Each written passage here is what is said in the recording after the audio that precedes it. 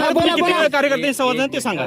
कसं आहे आता मी सकाळपासून मीडियाला जे काही बोलायचंय ते मी बोललेलो आहे. मी आता ऐका वारंवार तीस बोलणं काय मला प्रशस्त वाटत नाही. मी आता माझ्या इथल्या धाराशिव लोकसभा मतदारसंघातल्या जे आमचे सर्वसामान्य लोक आहेत, कार्यकर्ते आहेत, जीवाभावाचे सगळे, त्यांच्या सगळ्यांसाठी वेळ दिलेला आहे. त्यामुळे आता मला वाटतं की मला त्यांच्यासोबत चर्चा करण्यासाठी तुम्ही वेळ द्या. मी जे काय बोलायचंय पुण्यातनं निघत असतानाही बोललेलो आहे आणि जे काय सांगायचं ते सांगितलेलं आहे. आता जे सांगितलंय मला वाटतं ती प्रक्रिया तर मला पूर्ण करणं, सगळ्यांबरोबर चर्चा करणं, त्यांची मतं जाणून घेणं हे तर मला करावं लागणार आहे. मी ते करतो. एकच प्रश्न फादर्स डे आहे आणि आज त्याच वडिलांच्या समाधीची आणि ज्या ठिकाणी खरं तर आपल्याला जो निकाल अपेक्षित होता तो त्या ठिकाणी मिळाला नाही. मात्र समाधीस्थळी गेल्यानंतर मागील 20 वर्ष तुम्हाला आठवली असतील कशा पद्धतीचा हा संघर्ष होता. तुमच्यासाठी वैयक्तिक ओमराजेंसाठी किती संघर्षमय होता आणि आमचा तो अभिवादन करवतो. काय लक्षात घ्या 3/2006 दुपारी 3-3:30च्या दरम्यान राजेसाहेबांचे आणि त्यांचे चालक समत काजींची अतिशय निकृतपणे हत्या करण्यात आली. आणि त्या दिवसापासून त्या केसमध्ये जे आरोपी म्हणून आहेत त्यांच्या दबावामुळं त्या ठिकाणी या हत्या प्रकरणाचा तपास महाराष्ट्र पोलीस व्यवस्थित करू शकत नाही. ही मागणी आम्ही वारंवार त्या ठिकाणी करत होतो आणि ती मागणी त्या ठिकाणी राज्य सरकारकडनं मान्य न केल्याच्या नंतर माननीय उच्च न्यायालयात आईच्या माध्यमातून आनंदीदेवी राजे निंबाळकर यांच्या माध्यमातून याचिका दाखल केली.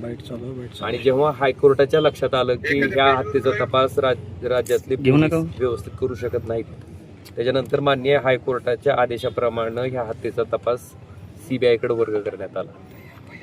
आणि CBIनं पूर्ण तपास केल्याच्या नंतर ट्रायल कोर्टामध्ये जवळपास 20 वर्ष 17 दिवस त्या प्रकरणाची सुनावणी त्या ठिकाणी चालली.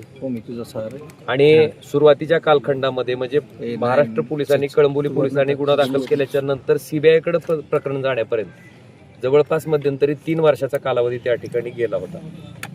आणि त्याच्यानंतर CBIनं तपास केला, त्याच्यातले गुन्हेगार शोधून काढले. आणि आपण जर बघितलं असेल की ह्या प्रकरणाचा तपास झाल्याच्या नंतर 16 तारखेला कोर्टाकडे निकाल देण्यासाठी तारीख राखीव करण्यात आली. 16ची पुन्हा 20 झाली आणि 20 तारखेला जो निकाल दिला गेला त्याच्यात सन्माननीय कोर्टानं सांगितलं की राजकीय वैमनस्य होतं हे कोर्ट त्या ठिकाणी मान्य करतंय. हत्येचा उद्देश होता, मोटिव्ह, हेही सन्माननीय न्यायालय त्या ठिकाणी मान्य करतंय.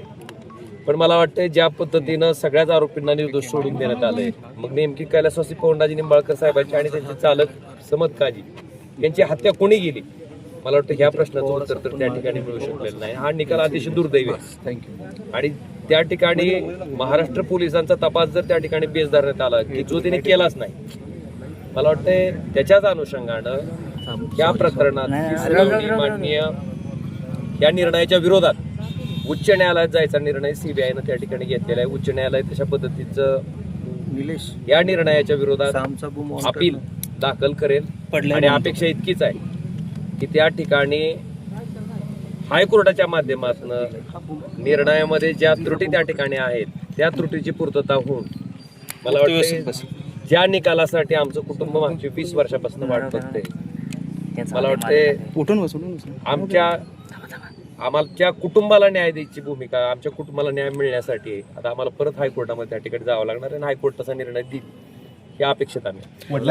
लक्षात घ्या, त्या भावना मी तुम्हाला शब्दात नाही सांगू शकत. कसं आहे, रोज आम्ही कारण स्वतःचा कुटुंबातला प्रमुख नसल्याच्या नंतर त्याच्या काही यातना असतात, त्याच्या काही वेदना असतात, ते मागचे अनेक वर्ष आम्ही भोगलेले आहेत. आणि त्याच्याच माध्यमातून खरं बघायला गेलं, मी वारंवार सांगतो की मी माझ्या राजकीय जीवनाची सुरुवात केवळ आणि केवळ माझ्या वडिलांची झालेली निर्घृण हत्या आणि कशासाठी ती केली गेली आणि त्या लोकांचं राजकारण त्या ठिकाणी यशस्वी होऊ द्यायचं नाही, त्यांना धडा दाखवून द्यायचा की अशा पद्धतीनं राजकीय विरोधक तुम्ही सुपारी देऊन संपवल्याच्या नंतर सुद्धा राजकीय विरोधक संपत नसतो, त्याच ताकदीचा राजकीय विरोधक तयार होत असतो हे दाखवून देण्यासाठी मी सार्वजनिक जीवनात सक्रिय झालो. आणि वारंवार सर्वसामान्य जनतेच्या आशीर्वादावर, पाठिंबावर मला वाटतं इथपर्यंत मी पोचू शकलो.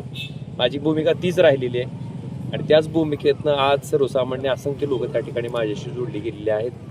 आज मला आपल्या सगळ्याला एवढं सांगायचं की मागच्या 3-4 दिवसापासून सोशल मीडियावर काय चाललं हे बघण्यापेक्षा ओमराजे त्यांचा लोकप्रतिनिधी म्हणून कशा पद्धतीनं काम करतो हे सर्वसामान्य माणसाने अनेक वर्ष अनुभवलेलं आहे आणि माझ्यावरचा विश्वास आहे आणि मला खात्री आहे की शेवटी माझं देणं त्यांच्याशी लागतंय, त्यांच्याशी माझं नातं आहे आणि त्यांच्याशी चर्चा करून मला वाटतं माझा निर्णय मनामध्ये तुमच्या जेवढी लोक आता उपस्थित आहेत त्याच्यापेक्षा अधिक मतं तुम्हाला मिळालेली आहेत आणि त्यामुळे महाराष्ट्रात तुमचं एक वेगळं मताधिक्य म्हणून तुमचं नाव होतं. जी या ठिकाणी येऊ शकले नाही त्यांचा निर्णय मात्र या ठिकाणी असणार नाही. आता जी कार्यकर्ते त्यांचं तुम्हाला मत आहे, त्या सगळ्यांना कसं तुम्ही समजून सांगायचं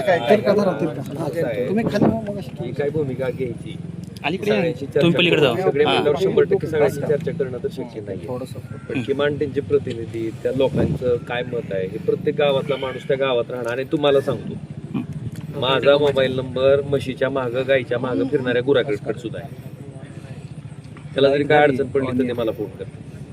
त्यामुळे माझा कनेक्ट आहे तिथपर्यंत. म्हणजे समाजातला जो शेवटचा घटक आहे अतिशय सामान्य माणूस आहे त्याच्याशी माझं